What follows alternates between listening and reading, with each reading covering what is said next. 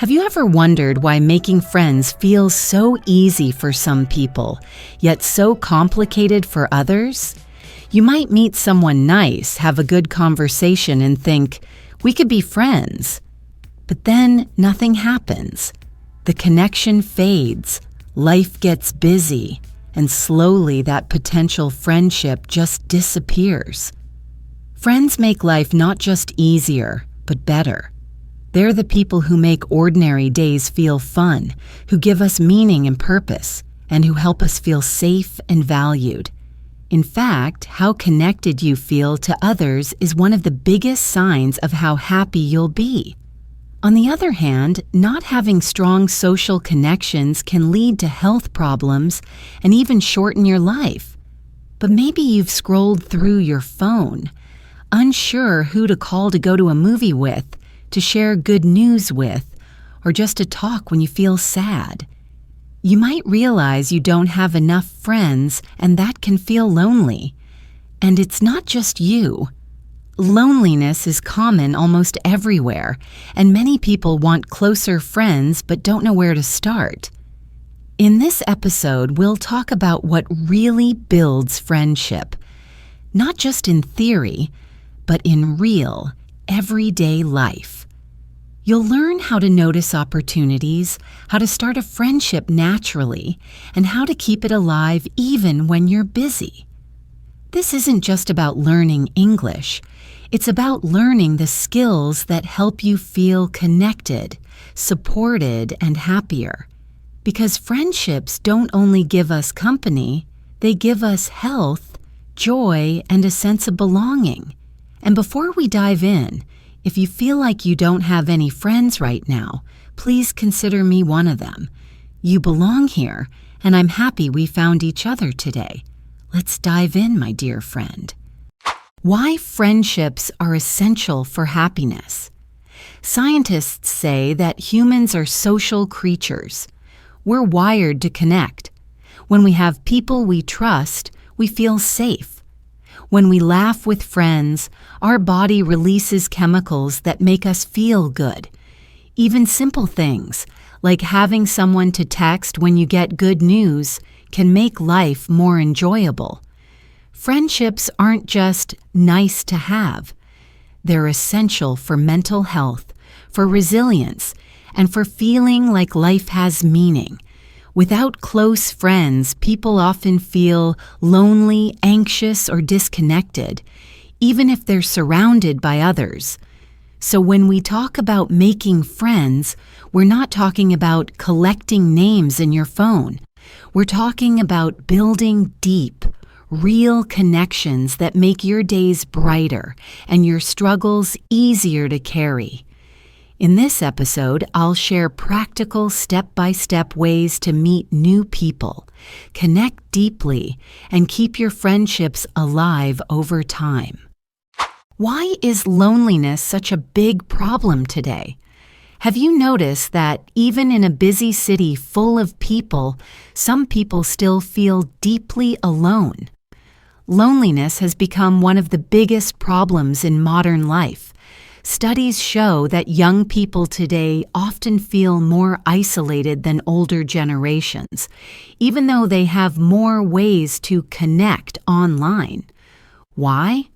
Because liking someone's photo or sending a quick emoji is not the same as sharing real time together.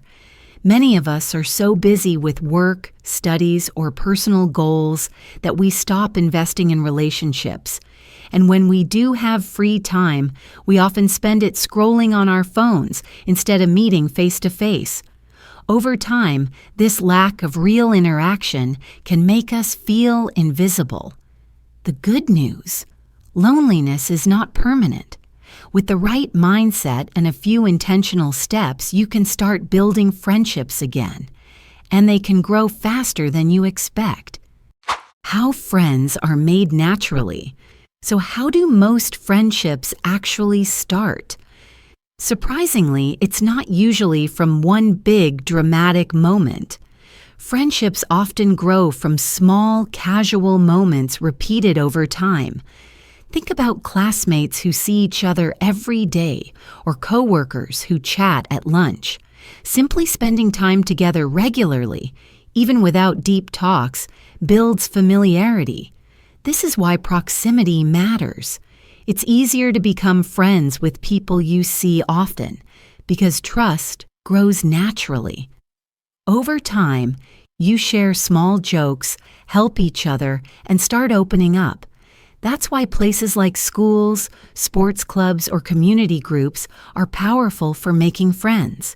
If you're looking to meet people, start by joining activities where you'll see the same faces again and again. Why do shared experiences make friendship stronger?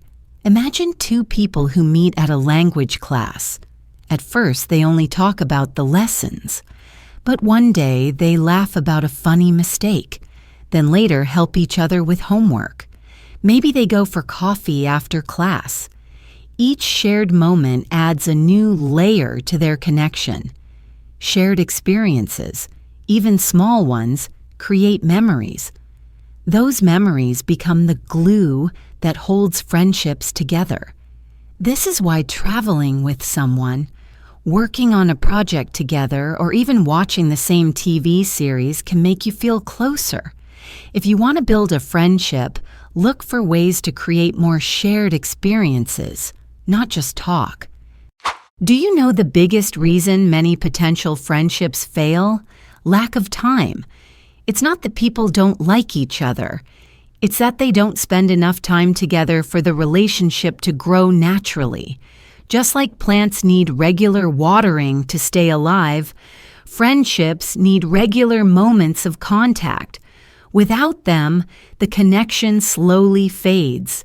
This doesn't always mean long, deep conversations every day. Even short and frequent check-ins, a quick coffee, a short walk, or a friendly message can keep the connection warm.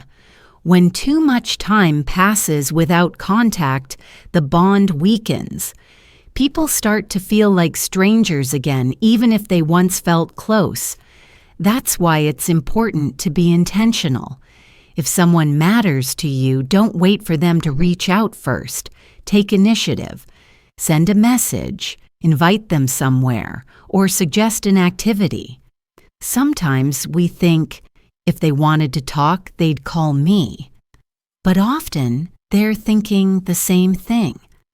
A friendship grows when at least one person decides to make that little extra effort, even when life is busy. Over time, those efforts turn into a habit, and the habit becomes the foundation of trust.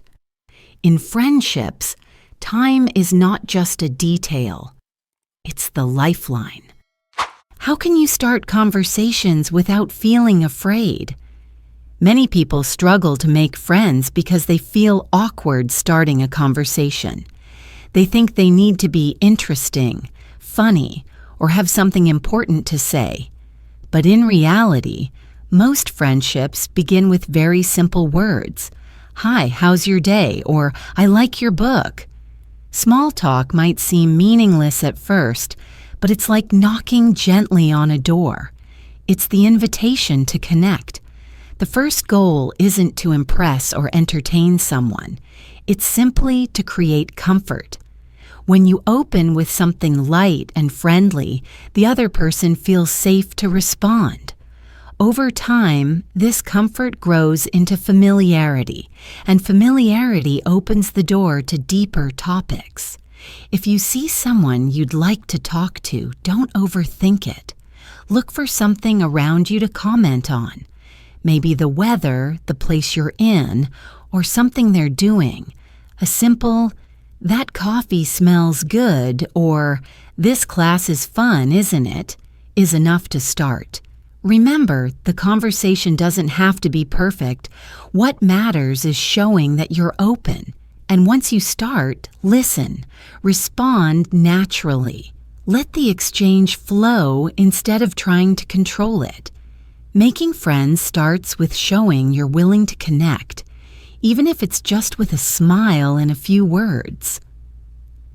Why does genuine interest matter so much in friendship? Because every person wants to feel seen, valued, and understood. If you only talk about yourself, people might think you don't really care. But when you ask questions, listen carefully and remember small details from previous conversations. You make someone feel appreciated. Imagine telling a new friend you have an important meeting next week. If they ask you later, "How did your meeting go?" you instantly feel they care. This is the power of attention. Genuine interest doesn't mean asking 100 questions like an interview. It means listening with focus, without checking your phone, and responding in a way that shows you heard them. For example, if your friend says they love hiking, you could later send them a message about a hiking trail you saw online. Small gestures like that build trust and create a sense of connection. Over time, this attention becomes part of your friendship's identity. They know you care, not because you said it once, but because you keep showing it. Friendship is a two-way street, but showing genuine interest is one of the strongest ways to keep it moving forward. What makes some friendships feel deeper and more real than others? One of the most powerful factors is vulnerability. The willingness to share not just your successes, but also your fears, mistakes, and doubts. When you open up, you create space for the other person to do the same. This mutual openness builds trust faster than almost anything else. But vulnerability doesn't mean telling your whole life story right away. It's about letting someone see a little more of the real you over time.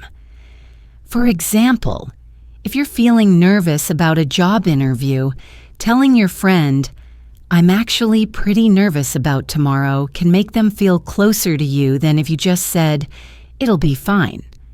It shows you trust them enough to be honest. And when they share something personal in return, you create a stronger bond.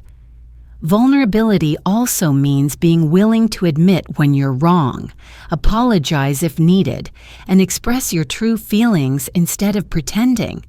It's risky. Because yes, not everyone will respond kindly, but the friendships that survive vulnerability often become some of the most meaningful relationships in your life. Who should make the first move in friendship? The truth is, anyone who cares. Waiting for the other person to take the first step can mean both of you wait forever. If you feel a connection with someone, be the one to suggest the next meeting.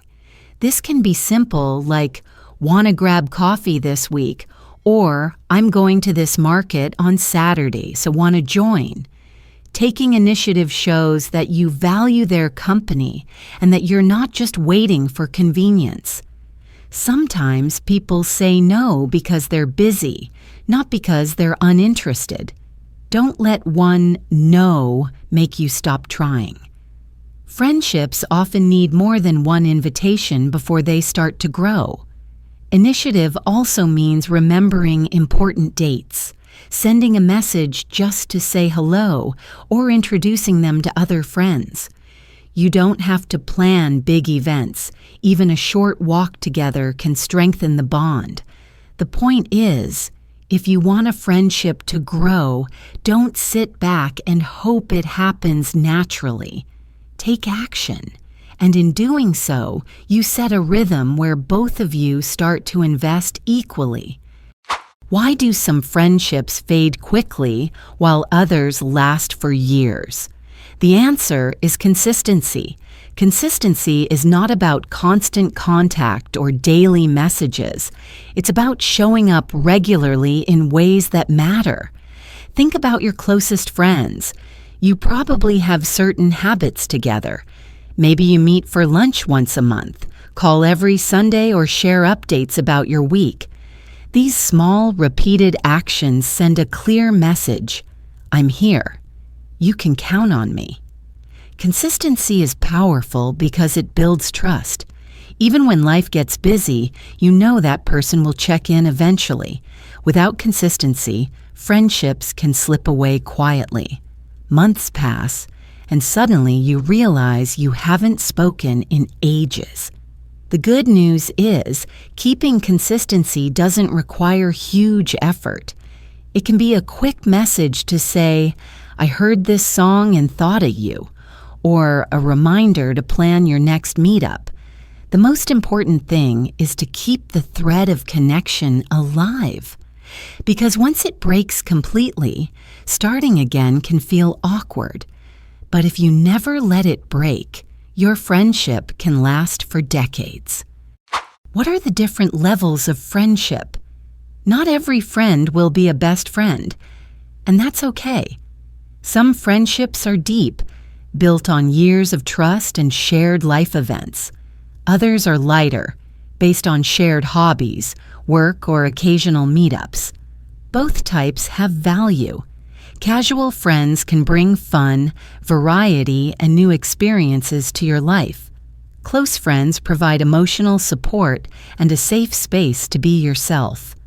Understanding these levels helps you manage expectations.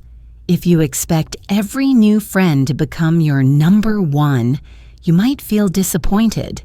Instead, appreciate each friendship for what it is. A gym buddy might never become your confidant, but they can still brighten your week. Also, friendships can change levels over time.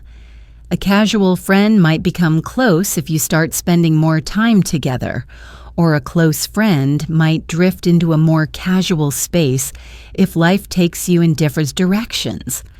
Seeing these changes as natural, instead of as failures, will help you enjoy friendships without unnecessary pressure. Have you noticed how friendship can look different in different cultures? In some countries, friends often visit each other's homes without planning. In others, it's more common to meet in cafes or public spaces. Some cultures see large group gatherings as the heart of friendship. Others value private, one-on-one conversations. Understanding these differences can help you avoid misunderstandings and build stronger connections. If you're living abroad or making friends from other cultures, observe their habits. Do they prefer making plans in advance? Or is last minute okay? Do they share personal information quickly? Or do they take longer to open up? Ask polite questions about customs and be open to trying their way of doing things. This flexibility not only helps your friendships, it also improves your cultural understanding. Over time, you'll notice which parts of each culture you enjoy and want to include in your own way of connecting. Friendships are always about meeting in the middle, and cultural awareness makes that meeting point easier to find. How can you make friends as an adult? Many people find it harder to make friends after school or university. Why? Because natural proximity is gone. You no longer see the same people every day.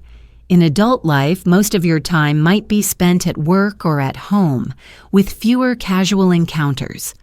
To make friends as an adult, you need to create your own opportunities. This could mean joining a club, taking a class, volunteering, or attending events connected to your interests. The key is regular contact with the same people over time. That's how familiarity and trust grow. At first, it might feel uncomfortable to put yourself in new situations, but remember, most people in those spaces are also open to meeting others. Start with small conversations and let them grow naturally. The more often people see you, the more they'll start to see you as part of their social circle. Can you keep a friendship alive if you live far apart? Absolutely. But it takes more intentional effort. Technology makes it easier than ever. Video calls, voice notes, and instant messaging can help bridge the distance. The key is to keep the friendship feeling alive by creating shared moments, even from afar. You might watch the same movie and talk about it after, play an online game together, or read the same book and discuss it. Even a quick "thinking of you" text can mean a lot. Planning occasional visits, if possible, can also refresh the connection. Long-distance friendships might not have daily physical presence, but they can still be emotionally strong, sometimes even stronger, because you learn to communicate clearly and value your time together. How can you balance friendships with the rest of your life? Life can get busy. Work deadlines, family responsibilities, personal projects. It's normal for schedules to feel overwhelming at times. But even during these busy seasons, you can keep friendships alive with small, thoughtful actions. Send a short message to check in. Share a funny video or a photo that reminded you of them. Leave a quick voice note just to say hello. These small gestures keep the connection warm until you have more time for longer conversations. The key is not to disappear completely. Friends understand when you're busy, as long as you show you still care. Later, when life slows down, you can spend more time together again without feeling like you've lost the bond. How can you deal with changes in friendship? Friendships change over time. People move, change jobs, start new relationships, or develop new interests. Sometimes friends drift apart naturally, and that's okay. Not every friendship is meant to last forever. Instead of feeling sad or guilty, try to appreciate the time you shared and the memories you created. Some friendships might take a pause and then restart later. Others may stay as happy memories. The most important thing is to stay open to new connections. Holding on to the idea that one group of friends will meet all your needs forever can make you resistant to change. But if you see friendship as something that grows and shifts, you'll welcome new people into your life more easily. How can you make friends online while staying safe? In today's world, many friendships start online, through social media, games, or shared interest groups. This can be a great way to meet people you might never encounter in person. But online friendships come with certain risks, so it's important to stay safe. Avoid sharing personal information like your home address too soon. If you decide to meet in person, choose a public place and let someone else know where you'll be. Safety first doesn't mean you can't trust anyone. It just means you take steps to protect yourself. Many strong, long-lasting friendships have begun online, but the strongest ones are built on trust and respect over time, not on rushing into personal details. How can you become a better friend yourself? If you want better friends, start by being a better friend. This means being supportive, trustworthy, and kind, not only when it's convenient, but also when it's difficult. Celebrate your friends' successes genuinely without jealousy. Stand by them when they're going through challenges. Be honest, but also gentle with your words. Friendship is not just about what you get from it. It's about what you give. When you consistently show care, reliability, and respect, you naturally attract people with the same qualities. The more you practice being the kind of friend you'd like to have, the more likely it is that your friendships will be deep and long-lasting. Why is friendship always worth the effort? Making and keeping friends takes time, energy, and sometimes courage. You might face moments of rejection, misunderstandings, or busy schedules, but the reward, a life filled with connection, support, and joy, is worth every effort. True friends are the people you can laugh with, cry with, and share your life's journey with. You don't need dozens of them. Even 1 or 2 close friends can make your life richer and more meaningful. Start small, stay consistent, and be patient. Friendships grow slowly, but when they're nurtured, they can last a lifetime. And along the way, your English will improve naturally, because the best way to learn a language is by using it in real human conversations with people you care about.